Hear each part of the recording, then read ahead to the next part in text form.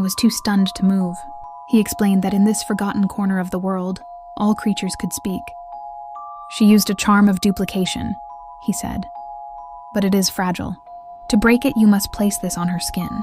He nudged a single enchanted seed toward me. But you must be close. You must be her shadow. With a flick of his whiskers, he cast a spell. The world twisted, and I felt my form change, becoming small and light. I was a mouse. The betrayal burned away my sorrow, replaced by a cold need for revenge.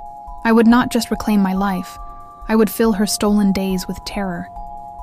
The mouse carried me on his back, and we traveled through the walls, emerging into my own palace. She was there, living my life, wearing my gowns, and smiling at my prince. The wedding was in 3 days. My revenge began that night. As she slept, I scurried into her wardrobe. With my sharp teeth, I shredded the hem of her favorite wedding gown, the one I had personally designed. I didn't just cut it, I frayed it thread by thread. The next day, I hid in the shadows of the grand hall during the wedding rehearsal. As she practiced her walk down the aisle, I darted out, a gray blur crossing her path. She shrieked and stumbled, her face pale with a superstitious fear. The courtiers whispered. The prince steadied her, but his smile was tight. On the second day, I sought to break her mind. I found the royal signet ring she had left on a vanity. With all my strength, I pushed it, sending it clattering across the floor and down a drain in the floor. She spent hours frantically searching, terrified of the questions its loss would raise. The night before the wedding, her fear was a palpable scent in the air. She was paranoid, jumping at every sound.